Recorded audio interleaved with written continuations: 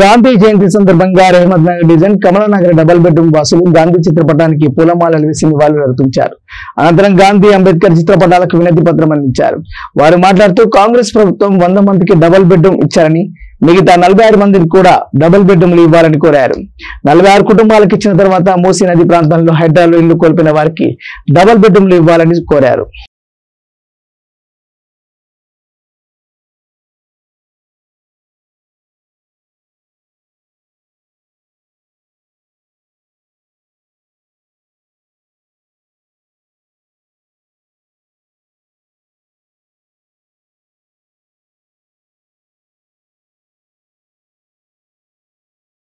We want justice. We want justice. We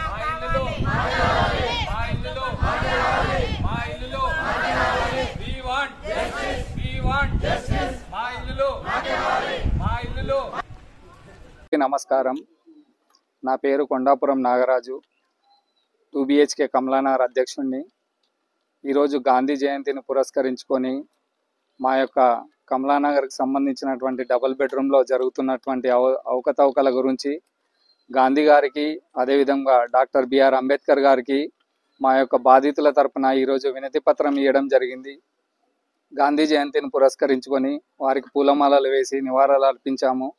ముందుగా ఇక్కడ కనిపిస్తున్నటువంటి ఆడపడుచులందరూ కూడా కమలానగర్కి సంబంధించినటువంటి డబుల్ బెడ్రూమ్ వాస్తవ్యులు. ఈ వాస్తవ్యులు ఏంటంటే, గతంలో 2017లో GHMC RDO గారు, రెవెన్యూ డిపార్ట్మెంట్ గారు 2 BHK ఈ యొక్క డబుల్ బెడ్రూమ్లను కొత్త గృహాలను నిర్వహించడానికి 2017లో మా ఇళ్ళ స్థలాలను వాళ్ళు డెమాలేషన్ చేయించి మాకు 146 మందిని గుర్తించారు. ఇంటింటికి సర్వే చేసి ఈ 146 మందిని గుర్తించగా దానిలో 100 మందికి పక్కా ఇళ్లను కేటాయించారు. ఆ పక్కా ఇళ్లను కేటాయించిన తర్వాత మిగిలిన 46 మందికి ఇప్పటి వరకు కూడా వాళ్ళు గృహాలను కేటాయించలేకపోతున్నారు. చిన్న అవకతవకలు ఉండడం వలన, కొంతమందికి చిన్నగా current bill, water bills problem ఉండడం వలన RDO గారు, MRO గారు, కలెక్టర్ గారు ఇన్ని రోజులుగా వాయిదా వేయడం జరిగింది.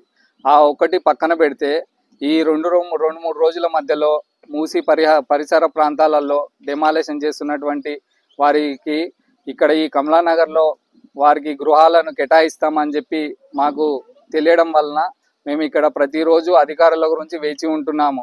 ఎందుకంటే మా 46 మందికి మాకు పక్కా ఇల్లు ఇక్కడ కేటాయించిన తర్వాత అధికారులు ఏ విషయాన్నైనా, ఏ కార్యక్రమాన్నైనా వాళ్ళు ధైర్యంగా నిర్వహించుకోవచ్చు. మా యొక్క కండిషన్ ఏంటంటే, మాకు సంబంధించినటువంటి 46 మంది ఇక్కడ ఉన్నటువంటి ప్రతి ఒక్కరు కూడా ఈ డబుల్ బెడ్రూమ్ సంబంధించినటువంటి బాధితులు కాబట్టి మా పక్కా ఇళ్లను వాళ్ళు పగలగొట్టి